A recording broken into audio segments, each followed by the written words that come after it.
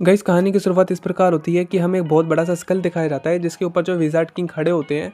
And guys वहीं पे हमें दिखाया जाता है चर्च के बाहर वाला सीन, जो कि कोई दो बच्चों को छोड़ के चले गया है एंड वो दोनों जो है बहुत ज़्यादा रो रहे होते हैं। देन फिर जो चर्च के फादर होते हैं वो इन दोनों बच्चों को जो है अंदर लेके जाते हैं एंड फिर अपने फायर मैजिक का इस्तेमाल करके जितना आसपास का सराउंडिंग को गर्म बना देते हैं ताकि इन बच्चों को ठंड ना लगे। एंड गाइस फिर वो बोलते हैं कि ये दोनों भाई हैं क्या, एंड वो सोचते हैं कि ये तो जुड़वा भी नहीं लग रहे हैं। देन फिर गाइज एक शांत स्वभाव का बच्चा होता है जिसका नाम होता है यूनो। एंड वहीं पे जो दूसरा बच्चा होता है जो कि मेन कैरेक्टर भी है सीरीज़ का, उसका नाम होता है आस्था, जो कि बहुत ज़्यादा बदमाश होता है एंड तरह तरह के फेसेस बना रहा होता है। एंड गाइज वो तो चर्च के फादर को लात भी मार देता है। एंड गाइज फिर चर्च के फादर बोलते हैं कि अगर तुम्हें पैदा करने वाले ने छोड़ दिया तो कोई नहीं, आज से मैं तुम्हें पालूंगा, आज से तुम दोनों मेरे बच्चे हो।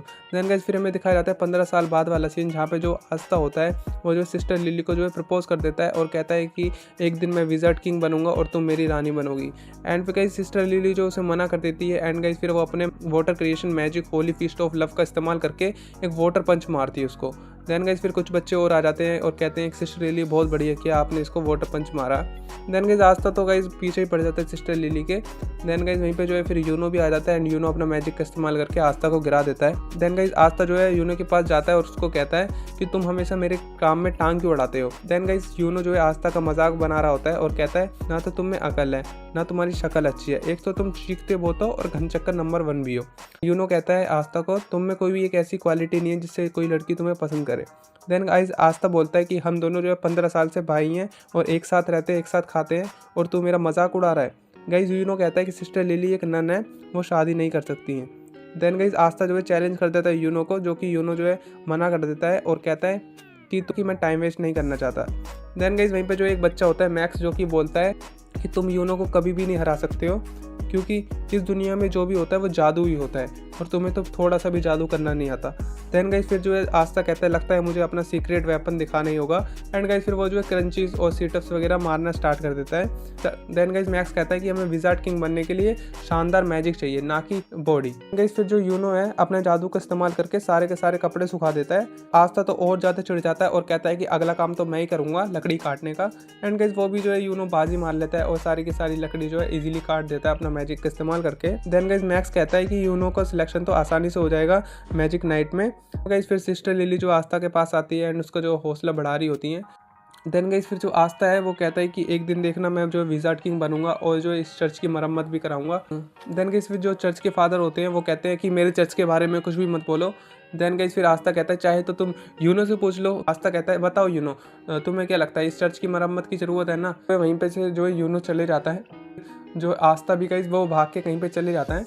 देन गाइज फिर हमें दिखाया जाता है सिस्टर लिली जो है यूनो के पास जाती है और कहती है क्या तुम उससे पहले से अच्छे से बात नहीं कर सकते हो। फिर जो है सिस्टर लिली हमें बताती है कि जब ये दोनों छोटे थे तो आस्था के जो है बहुत ज़्यादा चोट लगी होती है और ये कहीं से आ रहे होते हैं। देन गाइज उसी पल से जो है यूनो ने हंसना खेलना छोड़ दिया था। एंड गाइज आस्था भी गाइज कहीं ना कहीं बाहर जाता था रोज़ और अपने कपड़े गंदे करके आता था।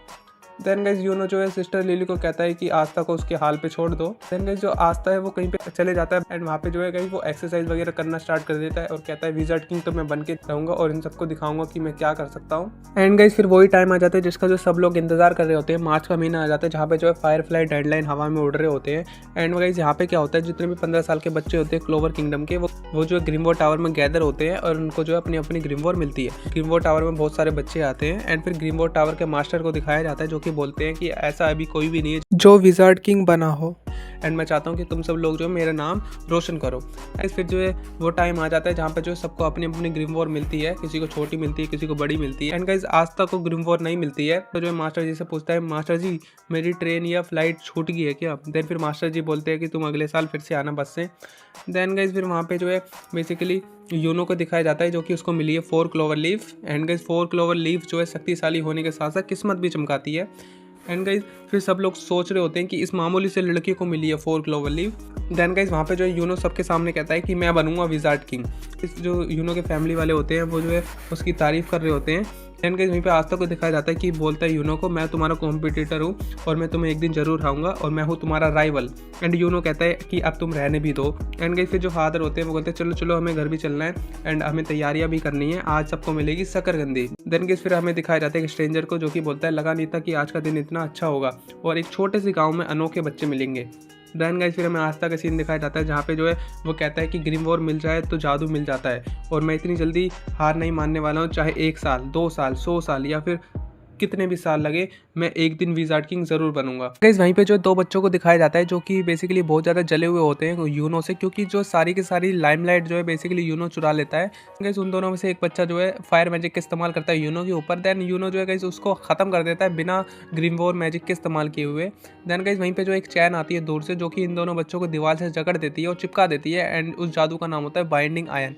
एंड गाइस यूनो पूछता है कि कौन हो तुम और तुम क्या चाहते हो। एंड गाइस वो बोलता है कि मैं पहले मैजिक नाइट हुआ करता था और मेरा जंजीर करने का जादू है, एंड मेरा नाम है रिची, एंड उन लोगों को मेरा जादू पसंद नहीं आया तो उन्होंने मुझे निकाल दिया, अब मैं हूँ एक शरीफ चोर। देन गाइस यूनो बोलता है कि तुम मैजिक नाइट से चोर कब बन गए। जो यूनो होता है वो कहता है कि मेरी ग्रिमवॉर चुराने का कोई फ़ायदा नहीं है, तुम्हारे काम नहीं आएगा। देन रिची बोलता है हाँ मुझे पता है कि ग्रिमवॉर जिसको चूज़ करती है वही उस मैजिक को इस्तेमाल कर सकता है, लेकिन ब्लैक मार्केट में कुछ कलेक्टर है जो कि मेरे को इसका अच्छा खासा दाम दे सकते हैं। एंड फिर सोचता है कि इसका जो पेंडेंट है गले का वो भी मुझे चुरा लेना चाहिए।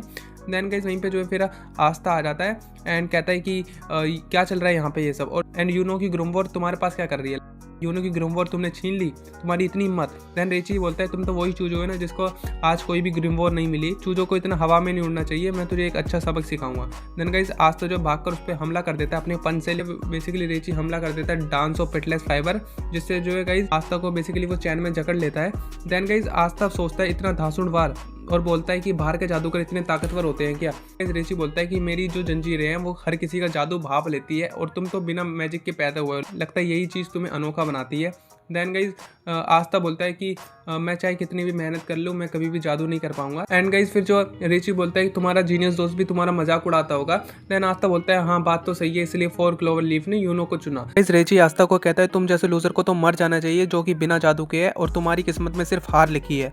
एंड गाइज फिर यूनो कहता है कि हाँ ये सच है कि आस्था कभी भी विजार्ड किंग नहीं बन पाएगा, लेकिन आस्था मेरा राइवल है और आस्था को कम समझने की भूल कभी मत करना। देन गाइज आस्था जो है रिची को कहता है कि मेरे कंधे से लात हटा, अब मैं तुझे तेरी औकात दिखाता हूँ। सॉरी यूनो मेरे को इस हालत में देखने के लिए। तो जो है आस्था को भी उसकी ग्रिमवॉर मिल जाती है एंड यूनो कहता है कि मुझे पता था तुम भी एक ग्रिमवॉर के हकदार हो। एंड वहीं पे जो है रिची बोलता है क्या ये तुम्हारा जादू है, मैंने महसूस किया था तुम्हारे पास तो कोई जादू भी नहीं था और तुम्हें ग्रिमवॉर कैसे मिल सकती है।